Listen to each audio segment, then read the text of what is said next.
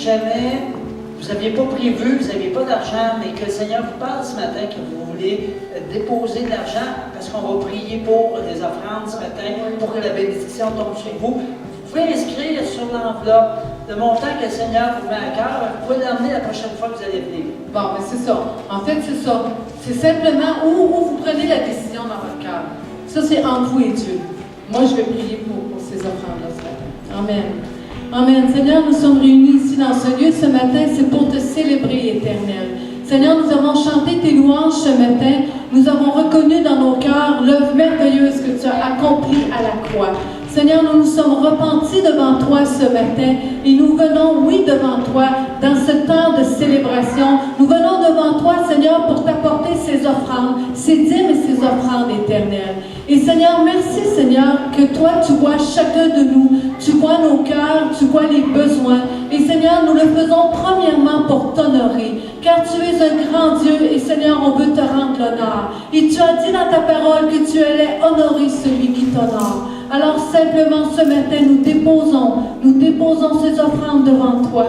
Nous les déposons devant le trône de ta gloire éternelle. Et Seigneur, merci Père, que Seigneur, tu agrées, Seigneur, cette offrande que nous te faisons ce matin.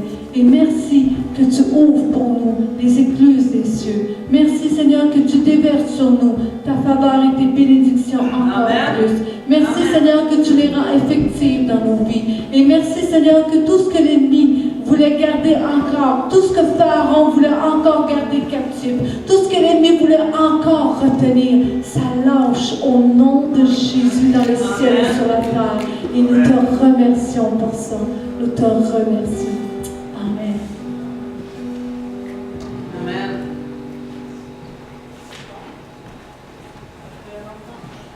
Quelqu'un qui va passer les offrandes. On est dans une célébration. Enfin, ce matin, il y a toutes sortes de choses. Ça peut paraître un peu plus long. Mais si vous êtes participant dans votre cœur, vous ne trouverez pas ça plate. OK, psaume 33. Je vous dis comment c'est beau le psaume 33. C'est tellement merveilleux. Je vais en lire une partie, peut-être tout au complet, je ne sais pas. Juste, réjouissez-vous en l'Éternel. La louange, si aux hommes droits. Célébrez l'Éternel avec la harpe. Célébrez-le sur le luth et à discorde. Chantez-lui un cantique nouveau. Faites retentir vos instruments et vos voix, car la parole de l'Éternel est droite et toutes ses œuvres s'accomplissent avec fidélité. Il aime la justice et la droiture. La bonté de l'Éternel remplit la terre. Les cieux ont été faits par la parole de l'Éternel et toute leur armée par le souffle de sa bouche. Il amoncelle en un temps les eaux de la mer, il met dans des réservoirs les abîmes. Que toute la terre craigne l'Éternel, que tous les habitants du monde tremblent devant lui, car il dit et la chose arrive. Il ordonne et elle existe. Ah, l'Éternel renverse les desseins des nations. Il anéantit les projets des peuples. Les desseins de l'Éternel subsistent à toujours et les projets de son cœur de génération en génération. Amen. Amen. Ah, c'est une belle introduction au message que je vais apporter ce matin. Ah, mais c'est bon la parole, hein? C'est juste moi qui est excité en disant la parole? Alléluia. Ah, il me semble que c'est bon. Amen.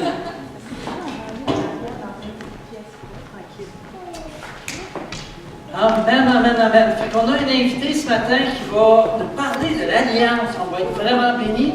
Avant d'aller là, par exemple, j'aimerais juste faire quelques petites annonces rapidement. À tous les vendredis, nous sommes là pour prier. À partir de 19h. Alors, vous êtes tous les bienvenus. Amen. Si vous le pouvez, on a un temps béni. Je peux vous dire, il y a le feu. Il y en a quelques-uns qui comprennent ce que je veux dire. Vous ne comprenez pas. Souper-conférence pour les femmes, le 7 avril. Madame Charbonneau va être là. On va avoir un temps béni. Alors, tous ceux qui veulent être présents, vous devez donner votre nom à Rita absolument pour qu'on puisse préparer le nombre de repas qu'il faut. C'est des hommes qui vont vous servir. 3 bons hommes. Je viens de me faire 2 amis. va vraiment avoir du bon temps. Aussi, réunion d'affaires le 8 avril. Si vous pensez qu'une église dans Bellechasse est importante, dans le coin ici, si vous pensez qu'une église évangélique est importante, soyez présents pour cette réunion. Amen? Amen. Pasteur Jacques va être là avec Pierrette aussi, Pasteur Pierrette.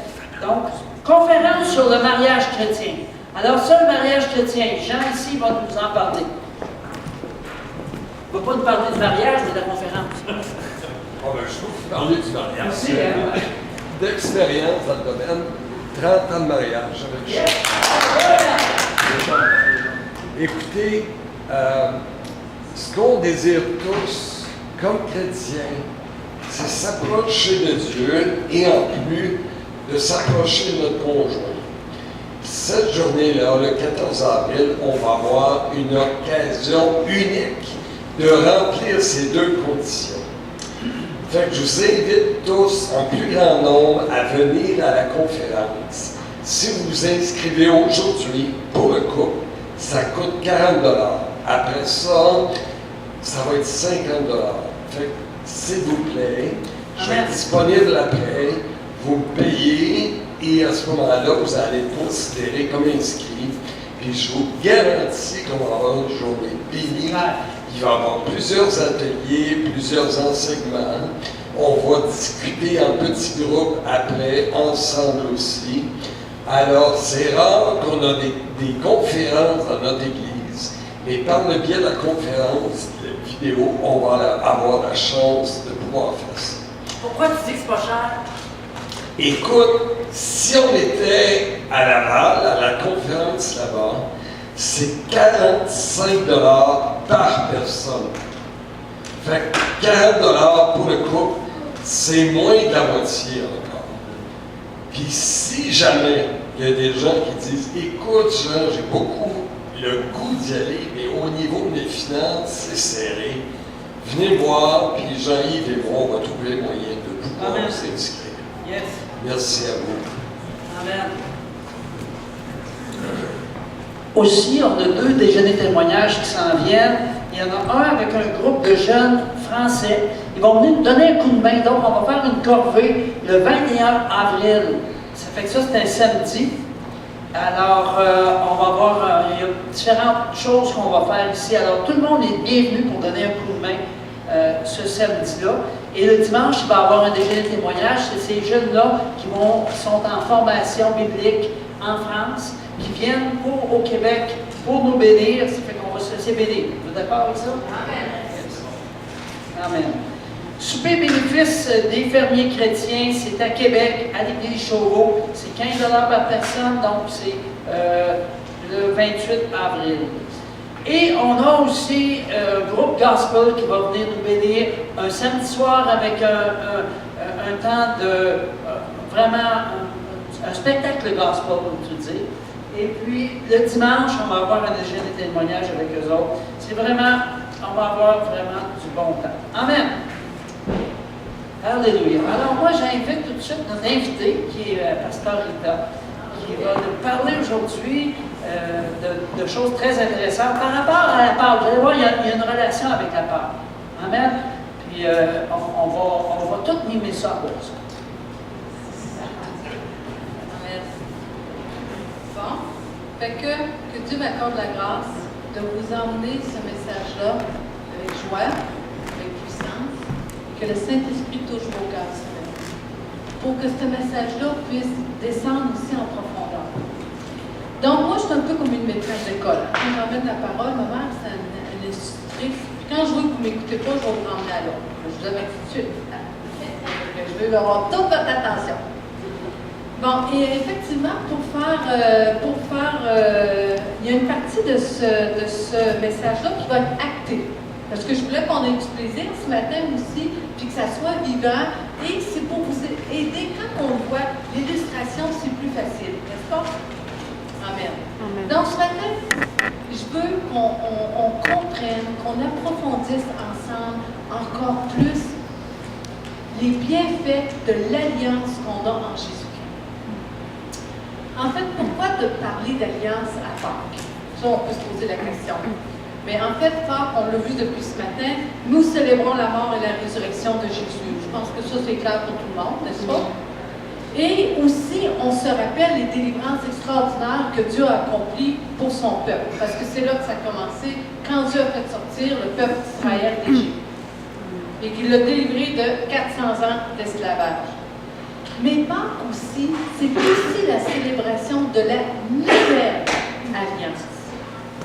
Et cette nouvelle alliance-là que Jésus a fait pour nous est dans le Nouveau Testament pour les Juifs chez nous. Et c'est écrit dans Matthieu que Jésus a ratifié, c'est-à-dire il a signé la nouvelle alliance avec son propre sang. Vous savez que si on veut que quelque chose soit effectif, une déclaration soit effective, elle doit être ratifiée, elle doit être signée. Donc, la déclaration d'alliance a été rendue pleinement effective par la signature du sang de Jésus. En ce moment, pour vous donner un exemple concret, si on prend, exemple, la Convention des droits des enfants, tant qu'un pays ne l'a pas signé, même si toutes les nations de la Terre se sont rassemblées pour écrire une convention sur les droits des enfants, si un pays ne la signe pas, ils ne peuvent pas l'appliquer. Donc, c'est très important, ce sens-là d'avoir signé la nouvelle alliance. Donc, on voit aussi au tout début, que Dieu lui-même a fait une alliance avec Abraham, qui est notre Père spirituel à tous. Abraham est notre Père spirituel à tous. Et que Dieu s'est engagé avec Abraham. Et ça, on voit ça dans Genèse chapitre 15. C'est une belle lecture à faire cette semaine dans votre temps de célébration avec Dieu. Et puis, donc, on peut lire dans Genèse chapitre 15 que Dieu a coupé, on va comprendre mieux ça tantôt, ou conclu une alliance avec Abraham pour lui garantir, écoutez bien, l'accomplissement des promesses qu'il avait faites à Abraham. Dieu avait fait 3 promesses à Abraham. Il lui avait promis un héritier. Après, il lui avait promis que sa descendance serait une multitude de nations. Et il lui avait aussi promis que la terre où il était appartiendrait un jour à ses descendants. On parle ici de la terre d'Israël. Ça fait partie des promesses que Dieu a faites à Abraham. Mais là, les années passent, le temps passe. Si vous connaissez un peu l'histoire d'Abraham, ça a pris 25 ans avant qu'Abraham ait son héritier. Fait que veut pas, Abraham, il voit les années passer, il voit le temps passer, puis il dit, écoute, Dieu, c'est beau, là, c'est beau toutes tes promesses, mais je pourrais avoir une garantie que tu vas les accomplir. Oh, c'est une bonne question, hein? Et Abraham était un homme sérieux, il dit, oui, je veux bien croire à tes promesses, mais est-ce que je peux avoir une garantie? Alors, Dieu a dit à Abraham, va te chercher une vache, va te chercher une chèvre, va te chercher un bélier, sacrifie-les et coupe-les en 2 et dispose les morceaux face à face. Abraham, dans cette relation de confiance-là avec Dieu, il a exécuté ce que Dieu lui a demandé. Et là, à la tombée de la nuit, Abraham a vu quelque chose d'extraordinaire. Je pense qu'on aurait eu peur si on avait vu ça. Il a vu une flamme ardente, un feu qui est passé entre chaque morceau des animaux coupés. Le feu de Dieu est passé entre chaque morceau. Et qu'est-ce qui s'est passé? En fait, c'est que dans cette journée-là, Dieu a coupé, il a fait une alliance avec Abraham. Et il a dit à Abraham, à cause de cette alliance-là, je vais tout accomplir mes promesses. On va voir un petit peu plus loin encore le sens plus profond de ça. Retenez ça. En fait, si on veut comprendre vraiment ce que signifie une alliance, on doit savoir d'abord que ça, c'est une vérité centrale dans la parole de Dieu. Pour comprendre l'alliance, là, on échappe quelque chose sérieusement en tant que peuple de Dieu. Donc, c'est une vérité aussi centrale que Dieu a confiée au peuple juif. Dieu a choisi le peuple juif, il a confié cette vérité-là. Dans Romains 9,4, Paul nous dit que la gloire et les alliances appartiennent aux Juifs. Les Juifs sont le peuple de l'alliance. Ils sont littéralement Benai Berit, qui veut dire en hébreu les fils de l'alliance. Wow! Les fils de l'alliance. Amen. Les Juifs sont le seul peuple sur la terre dont leur identité est basée sur une alliance avec Dieu. Je le répète, les Juifs sont le seul peuple sur la terre dont leur identité est basée sur une alliance avec Dieu. Et nous, en Jésus-Christ, en Abraham, nous sommes aussi héritiers des promesses et des alliances. Donc, à travers le récit de l'Ancien Testament, on va regarder ensemble maintenant, plus attentivement, le sens profond d'une alliance. Parce que pour les Juifs, et comment Jésus est devenu, c'est ça, pour les Juifs, et comment nous, Jésus est devenu notre partenaire d'alliance. Et ce que ça implique comme privilège, mais dans un contrat, là, il y a deux choses. Il y a des privilèges, mais il y a aussi des obligations. Donc, c'est ça. Donc, on va regarder l'alliance que David et Jonathan ont faite ensemble et on va faire le parallèle avec ce que Jésus a fait avec chacun d'eux. Et pour cette partie-là, j'inviterai deux acteurs. Donc, mes acteurs, vous pouvez venir.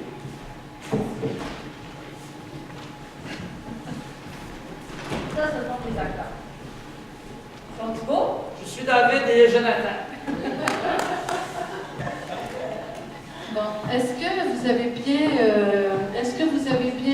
votre paravent, est-ce que vous l'emmenez là? Est-ce que vous laissez ça comme ça? OK, OK. OK. Donc, ils vont nous acter ça. C'est super, ça? Oui, c'est super. OK, on lit dans 1 Samuel au chapitre 18 au verset 1. Écoutez bien, c'est ce passage-là qu'on va décortiquer ensemble. David avait achevé de parler à Saül, le roi Saül. Et dès lors, l'âme de Jonathan fut attachée à l'âme de David. Et Jonathan l'aima comme son âme. C'est beau, ça? Ce même jour, Saül retient David. Quand on dit ce même jour, c'est le jour où Jonathan a tué Goliath. Okay? Pour vous mettre les choses dans le contexte. Ce même jour, c'est ça. C'est, ouf, une chance que la roche n'est pas partie, hein? Donc, ce même jour, Saül retient David et le laissa pas retourner dans la maison de son père. Et Jonathan fit alliance avec David parce qu'il l'aimait comme son âme. Wow! 3 fois juste dans ce petit passage-là. Et il ôta le manteau qu'il porta, pas tout de suite, là, puis il le donna à David, il lui donna ses vêtements, il lui donna même son épée, son arc, sa ceinture. Donc ici, là, on a une très belle illustration de la compréhension du peuple juif concernant le sérieux d'une alliance. David et Jonathan comprenaient très bien ce qu'était une alliance. Et à cette époque, il existait aussi une cérémonie publique pour faire alliance. Donc, une alliance, en fait, elle est effective lorsqu'elle est conclue devant Dieu et devant au moins 2 témoins. OK? Donc, on va commencer premièrement. Il y a 5 points. Premièrement, lorsqu'on veut faire une alliance, il faut évaluer les coûts. Donc, vous pouvez commencer à évaluer les coûts et les acteurs. La première étape de l'alliance est de toujours évaluer le coût. Lorsqu'on lit le récit de David et Jonathan, on voit que cette alliance a coûté même la vie à Jonathan. David et Jonathan savaient que cet engagement serait très sérieux, que leur âme serait liée ensemble et ils étaient prêts même à en payer le prix. Vous savez que Jésus a aussi évalué le prix. Jésus, il a été l'agneau immolé avant même la fondation du monde. Avant qu'il ne vienne même sur la terre, il savait que cette alliance allait lui coûter le sacrifice de sa vie. Mais il était prêt à le faire. Il était prêt à couper alliance avec nous à cause de son amour pour nous. Donc, évaluez le prix. Soyez certains que Jésus avait évalué ce prix. Amen. En fait, après, ils ont échangé ensemble leurs vêtements, leurs armes, leurs ceintures. Mais je vais vous dire quand. Ces échanges étaient très, très significatifs. Ce geste représente un changement d'identité. Ce qu'ils vont faire là tout de suite, ça représente un changement d'identité. Le vêtement à l'époque était symbole d'identité. OK, le vêtement à l'époque était symbole d'identité. vous avez le symbole du prince d'Israël, parce que Jonathan était prince en Israël. Regardez son habit, hein? Qui est C'est quand même somptueux un peu, là, hein? Oui, amen. C'est des beaux habits africains, ça, on en Et à côté, ben, on a la tenue simple du berger. Donc, à l'époque, là, la façon que tu étais habillé en disait long sur ton identité. Aujourd'hui, bon, c'est plus tellement le cas, mais à l'époque, c'était vraiment symbole d'identité.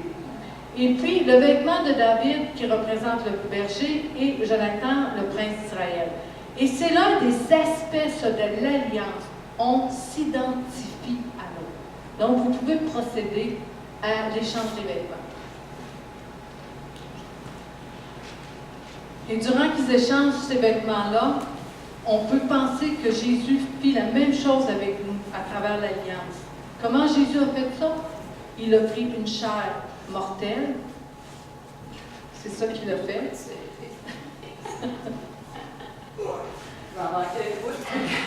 Non, mais ça, c'est pas dit qu'il était de la même taille, hein? Quoi? Fait que là, tu faisais avec, non? Avec? Donc, ici, et puis là, quand ils ont eu échangé leurs vêtements, ils se sont placés face à face, et là, ils ont déclaré quelque chose. Je vais partager qui tu es, et tu vas partager qui je suis. Je vais partager qui tu es et tu vas partager qui je suis. Wow! Imaginez là, que Jésus, c'est ce qu'il a fait avec chacun de nous. C'est ce que Jésus fait.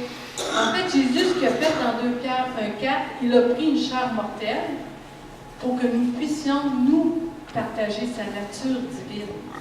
Wow! Amen. Il a échangé ses vêtements avec nous. Il a pris nos péchés, Jésus, afin que nous puissions, nous, revêtir la robe de justice. Suivez-moi bien, là. C'est tellement important. Il s'est revêtu de notre chair mortelle pour que nous puissions, nous, revêtir sa robe de gloire. Wow. Ensuite, David et Jonathan ont échangé leur ceinture. La ceinture était le symbole de force. Cela représente un échange de force. Et dans cet échange, vous pouvez échanger vos ceintures. Donc là, on échange la ceinture royale pour la ceinture effritée du berger. Bon, si j'avais pu trouver des belles ceintures, mais là, imaginez la chose.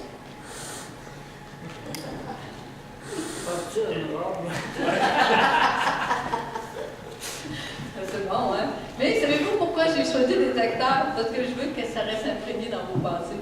Et je me suis dit, ça va aider à rester imprégné dans vos pensées. Amen. Donc, une fois qu'ils ont échangé leur ceinture, ils se sont placés face à face et ils ont fait une autre déclaration. La force est maintenant ta force. Lorsque tu seras faible, je serai là pour toi. Ma force est maintenant ta force. Lorsque tu seras faible, je serai là pour toi. Amen. Là maintenant, revenons à Jésus. Jésus a fait la même chose pour nous. Dans 2 Pierre 2,24, nous dit, il a pris sur lui nos faiblesses, afin que nous, on puisse revêtir sa force. Il a pris nos infirmités, il a pris nos faiblesses pour que nous marchions avec sa force. Wow. Donc, en Jésus-Christ, il y a eu un échange aussi. En Jésus-Christ, on a la possibilité de marcher, non pas avec notre force, avec sa force. Wow. Parce qu'il a pris sur lui nos péchés et nos faiblesses. Amen. Amen. Il y a eu aussi un échange d'armes. Parce que Jonathan a donné à David son épée de prince et David a donné sa fronde de berger. Donc, on va les laisser ce matin faire cet échange. Donc, on voit ici que le prince donne son épée et le berger donne sa fronde. Échange d'armes. C'est tout un épée, hein? Wow! Donc, qu'est-ce que ça le produit? Cet échange d'armes représente un échange d'ennemis. Pour Jonathan, cela voulait dire même de le payer au prix de sa vie. Cela a voulu dire pour Jonathan d'aller même contre son père, qui était le roi de l'époque, et cela a été même jusque pour Jonathan de perdre son royaume. L'engagement de l'Alliance, c'était un engagement dans l'Alliance. Donc, ils ont échangé ces paroles. Je serai là pour toi. Si tes ennemis viennent contre toi, je viendrai à ton secours. Je serai là pour toi. Si tes ennemis viennent contre toi, je viendrai à ton secours. Amen. Donc, ça aussi, c'est vrai dans notre relation avec Jésus. Lorsqu'on lui donne notre vie, saviez-vous que nos ennemis deviennent ses ennemis? Et Jésus a fait face à nos ennemis pour être notre défenseur, parce qu'il dit dans sa parole, « À moi la vengeance, à moi la rétribution. » Nous n'avons pas à nous venger de nos ennemis, car Dieu a promis de nous défendre. Lorsqu'on fait alliance avec Jésus, nous héritons aussi d'un nouvel ennemi. Ça, c'est important. Jésus a promis de nous défendre. Mais comprenons qu'il y a eu un échange. Lorsqu'on devient chrétien, lorsqu'on donne notre vie à Jésus, nous, on a un nouvel ennemi, qui est Satan, le diable, qui ne nous aime pas. Restez avec moi, ne regardez pas ce qu'ils font, c'est pas important ce qu'ils font. Je répète, parce que là, je sens que vous l'avez échappé, celle-là, puis il faut la pas l'échapper. Écoutez bien, là. Oui. Il nous dit, Jésus a dit que c'est à lui qu'appartient premièrement la vengeance, la rétribution. On a eu un échange d'ennemis. Jésus a promis de nous défendre. Mais lorsqu'on a fait alliance avec lui, nous, on a commencé à avoir un nouvel ennemi, et c'est Satan, le diable. Et je pense que ça, c'est très important de comprendre. Si on est chrétien et qu'on ne comprend pas qu'on a Satan comme ennemi, on va avoir des problèmes. Donc, l'Alliance nous fait entrer en combat. Amen. Et que ça, on n'en parle pas beaucoup. L'Alliance nous fait entrer en combat. Oui. Un combat spirituel. Amen. Mais nous sommes victorieux. Amen. OK, on poursuit. Là, ils sont arrivés à l'étape de conclure une alliance. Là, ils ont mis la table, ils ont échangé leurs vêtements, ils ont échangé leurs armes, ils ont échangé leur ceinture, ils ont bien réfléchi au prix que ça allait coûter. Maintenant, ils sont rendus à l'étape de couper, attendez un petit peu, de couper l'alliance. Donc, après cette cérémonie d'échange, David et Jonathan sont prêts à conclure l'alliance de 1 Samuel 20. Et il s'est dit qu'ils ont conclu l'alliance devant le Seigneur. Dans les temps anciens, lorsqu'on voulait donner une garantie absolue, qu'est-ce qu'on faisait? J'en ai parlé au début. Qu'est-ce qu'on faisait dans les temps anciens lorsqu'on voulait donner une garantie absolue de nos promesses, de nos intentions? On signait un contrat. C'est dans comment tu dis ça, là? Signer un contrat. Non. Mais dans le temps, Il changeait. Comment? Il changeait. C'est ça. Comme j'ai dit au début, comment, à l'époque d'avouer, on coupait un animal. À l'époque, quand on voulait garantir une promesse à quelqu'un, on coupait un animal. Les contrats, ça n'existait pas comme nous, on les connaît. Et c'est ça qui est un peu difficile pour nous, comme occidentaux, c'est qu'on a une culture de, OK, on a une entente avec quelqu'un, on signe un contrat. Mais le problème, c'est que le contrat peut être déchiré à peu près n'importe quand. Même dans le mariage, aujourd'hui, on fait des contrats. On entend même plus aujourd'hui l'idée de contrat de mariage qu'alliance de mariage. Parce que ce qui se rapproche le plus de l'alliance, à notre connaissance, à nous occidentaux, c'est l'alliance du mariage. Mais aujourd'hui, on parle beaucoup plus de contrats, de plus en plus. Puis même avant de se marier, là on s'assoit avec, même aujourd'hui, s'assoit avec même un avocat, et puis voici les clauses. Puis si ça ne marche pas, on prévoit même que ça ne marchera pas, puis comment on va s'organiser si ça ne marche pas. L'alliance qu'on est en train de parler là, c'est pas du tout la même chose. Amen. Amen. Donc, comme on vient de dire, donc, on tuait un animal et on le coupait en deux. Donc, on va voir ce que nos amis vont faire maintenant.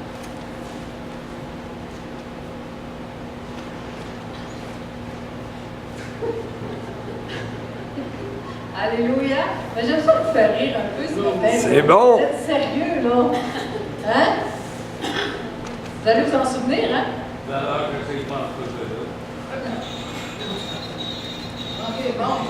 OK, écoute ça avec son épée. Oh, oui, c'est ça. Fallait qu'elle tue et qu'elle court. Ah, c'est bon. Eh, mais c'est un peu ensanglanté aussi, hein?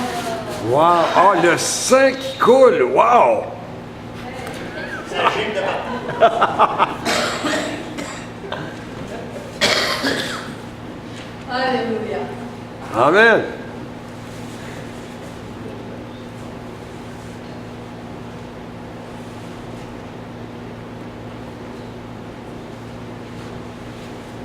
Ah, c'était l'ouvrage. Imaginez-vous pas que c'était pas l'ouvrage, cette histoire-là. C'est pour ça que ça prend un peu de temps. C'était l'ouvrage, là. On devait attraper l'animal, on devait le tuer, on devait le couper en deux, puis bon. Il n'y avait pas de chaîne en ce temps-là. OK. Donc, vous devez vous placer face à face les pieds dans le sang. Voilà. OK. Donc, attendez un petit peu. Une fois l'animal coupé, ils se sont tenus au milieu des deux parties sur la terre, ensanglantés. Ils se sont engagés l'un envers l'autre dans cette alliance. Enfin, ils disaient, Si je trahis cette alliance, qu'il me soit fait comme cet animal. Si je trahis cette alliance, qu'il me soit fait comme cet animal. C'est un plein engagement. Aïe, aïe. wow, OK. Ça veut dire quoi? Ça veut dire que ça, c'était un engagement devant Dieu et que Dieu prenait cela très au sérieux. Comprenez-vous, là? Allez, comprenez-vous? Saisissons ensemble la profondeur de ce qu'il est en train de faire. C'était profond, là. Hey, c'était pas quelque chose qu'on faisait à la légère comme ça, là. C'était profond. C'était profond. Même dans Jérémie, au chapitre 34, les versets 18 et 20, ça dit, il a dit que ceux qui ne tenaient pas leur engagement devant lui, il les traiterait comme le veau coupé. Cela signifie, voici comment je suis sérieux. Si je manque à mon engagement, qu'il me soit fait comme ces animaux. Wow! Là, imaginez que Jésus est devenu l'agneau sacrifié. Dans la Nouvelle Alliance, Dieu a pourvu pour le sacrifice. Jésus a été lui-même le sacrifice. Il a scellé la Nouvelle Alliance par son propre sang et non pas avec le sang d'un animal, des boucs ou des veaux. Comme on peut le lire dans Hébreux 9 au chapitre 12, il est entré une fois pour toutes dans le lieu très saint, non pas avec le sang des boucs et le sang des veaux, mais avec son propre sang. Ayant obtenu une rédemption éternelle, c'est la nouvelle alliance en son sang. Il est devenu notre partenaire d'alliance. Wow! Jésus est notre partenaire d'alliance. On va continuer à réfléchir là-dessus. Que le Saint-Esprit fasse descendre ça dans nos cœurs ce matin. Ils sont arrivés à une quatrième étape. Donc, arrivé à cette étape, David et Jonathan ont fait quelque chose qui était habituel lors d'une cérémonie d'alliance. Ils ont pris un couteau. Sur le bon côté, s'il vous plaît. Ils ont pris un couteau, se sont légèrement coupé la paume de la main et ont frotté avec un peu de cendre sur la coupure, de façon à ce que lors de la cicatrisation, cela laisse une marque permanente. Et cela servirait de signe visible de l'alliance. Vous savez, c'était tellement profond, cet engagement-là, que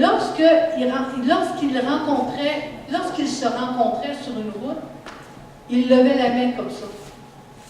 Ils se saluaient avec la main comme ça. Et lorsqu'on voyait une cicatrice dans la paume de la main, la personne qui rencontrait cette personne-là lisait, OK, lui, il a un partenaire d'alliance. Lui, il y a quelqu'un, moi, si je viens contre lui, là, il y a quelqu'un qui va se lever pour le défendre. Amen. Et c'était aussi fort et aussi symbolique que ça, là. Et qu'est-ce que Jésus a fait pour nous? Il a fait percer ses mains. Et pour l'éternité, il va avoir les marques de l'alliance dans ses mains. Jésus porte lui aussi les marques de l'alliance. C'est puissant, hein? Amen. Vous savez, il n'y a rien qui était fait au hasard. du début de la Genèse jusqu'à l'Apocalypse, la Bible explique la Bible. Il y a tellement de richesse quand on arrive à mettre les deux ensemble et d'aller chercher le sens prophétique de ce qu'il faisait dans l'Ancien Testament, dans la révélation de Jésus-Christ.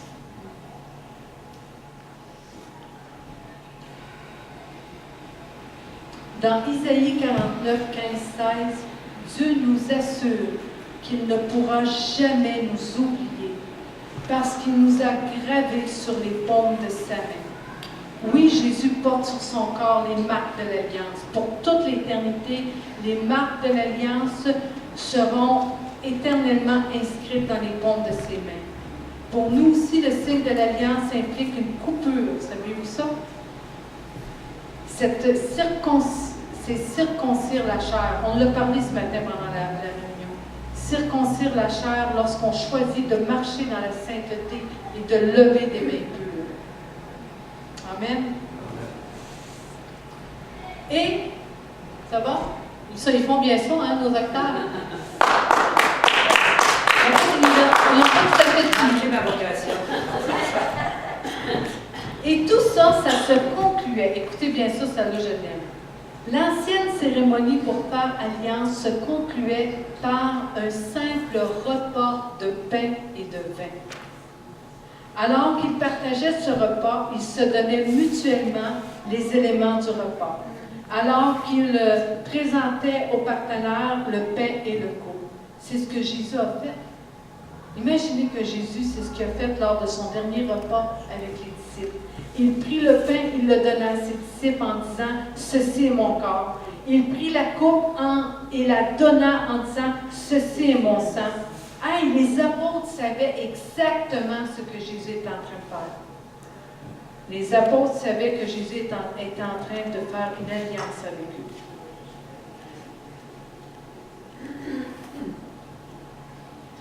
Vous savez qu'à travers le repas du Seigneur, Jésus nous invite régulièrement à reconfirmer cette alliance avec lui. C'est puissant le repas du Seigneur. Il faut sortir le religieux du repas du Seigneur. C'est tellement puissant. Tellement. Donc, comprenons la signification de ce que Jésus a fait. Le Dieu de l'univers est devenu notre partenaire d'alliance. Il s'est éternellement engagé envers nous. Il s'est engagé à rester à notre côté. Il a fait cette promesse, je suis toujours avec toi, et il s'attend que nous aussi, on marche dans cette alliance avec lui. Oui, c'est vrai. Excusez-moi. Vous avez, oui, puis en prenant le pain et le vin, vous dites, je me donne à toi. C'est beau, hein? Mais durant qu'ils font ça, là, vous savez qu'on a gardé un peu cette tradition-là dans les cérémonies du mariage. Qu'est-ce qu'on fait dans les cérémonies du mariage? Quand le couple reçoit comme ça dans les coupes, on fait ça. Ou lorsqu'on coupe le morceau de gâteau, on en donne un morceau de gâteau à l'autre. Ça s'est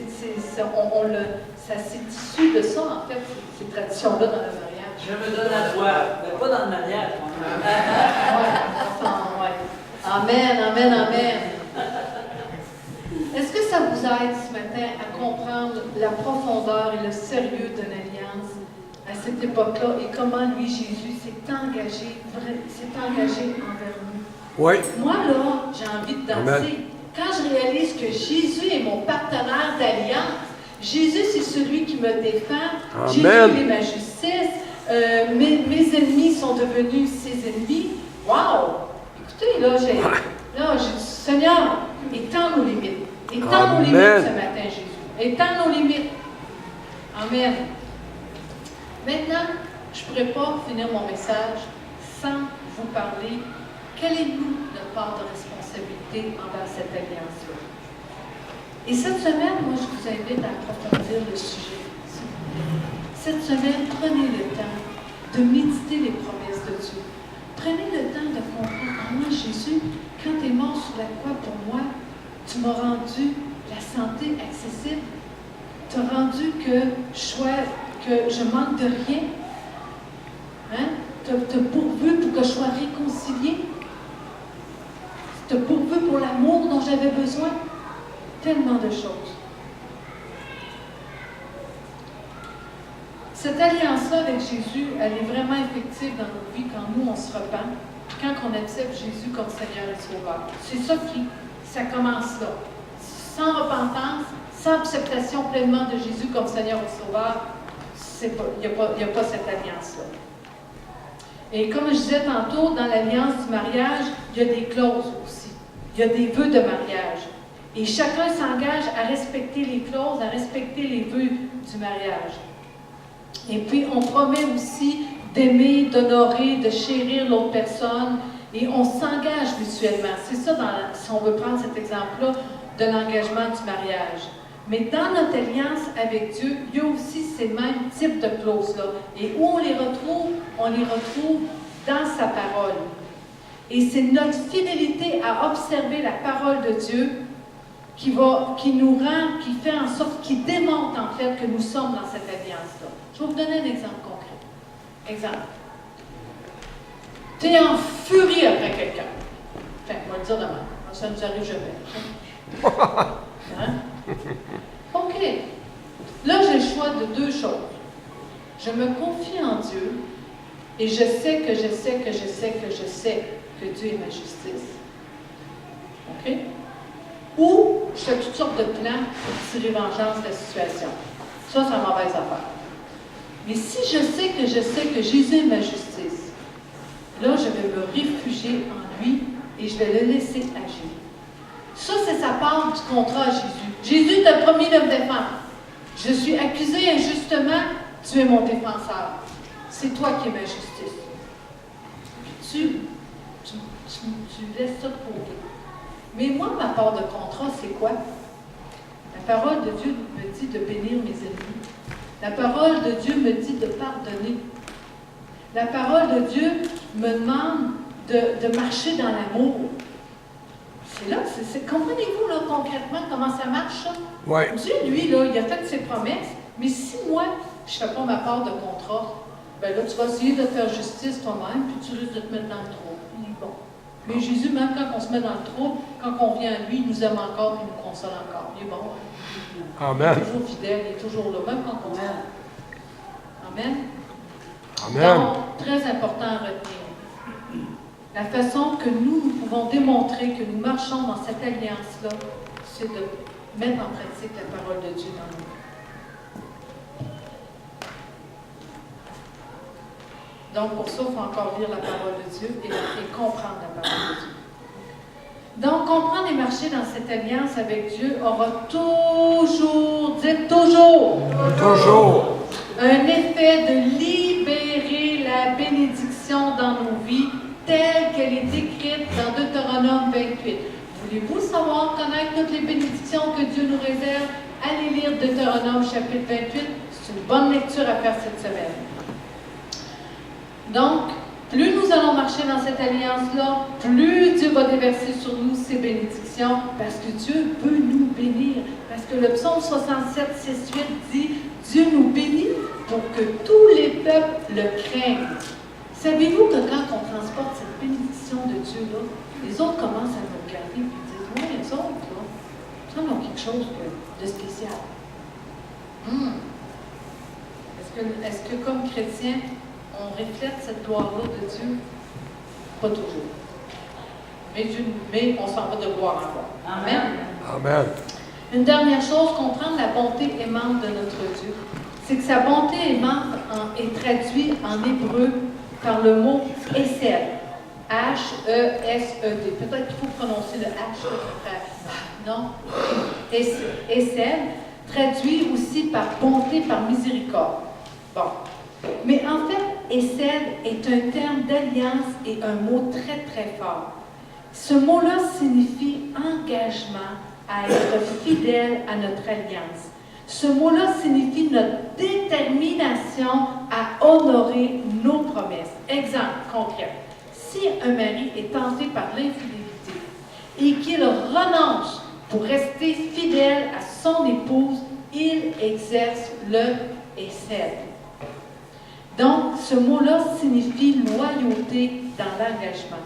Donc, la beauté aimante de Dieu, ça ne signifie pas qu'on a un Dieu bonasse, un Dieu gentil.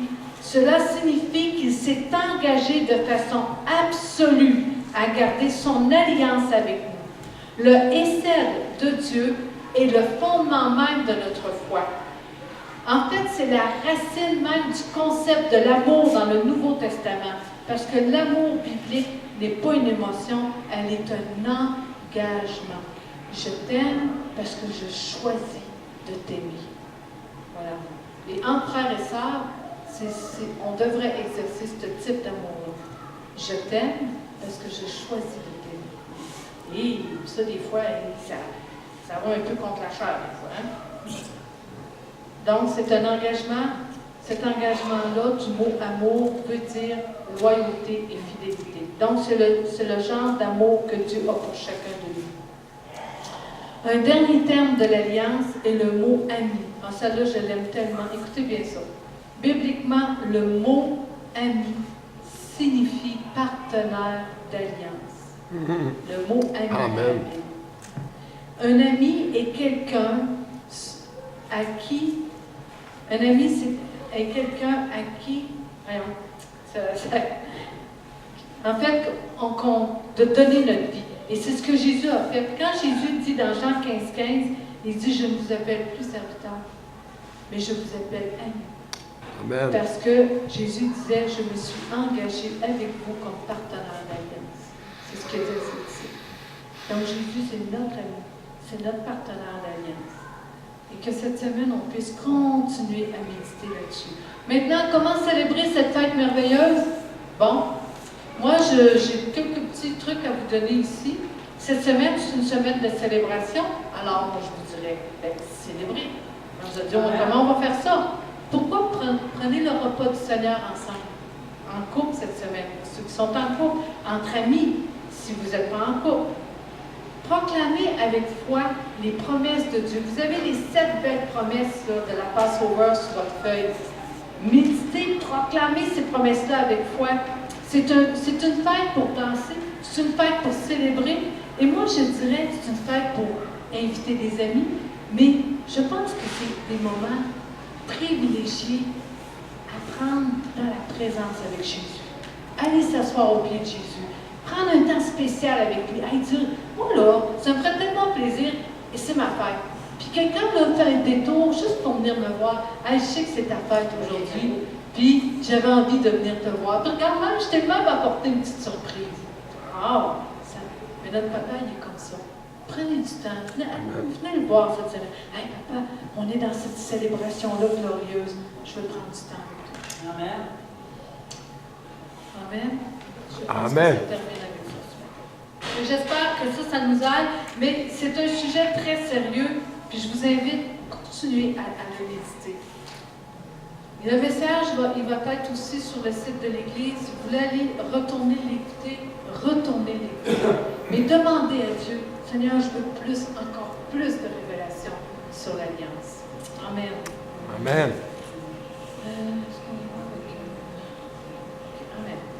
Donc, il reste encore quelques minutes, ce ne sera pas long de presque terminer. Merci de votre patience.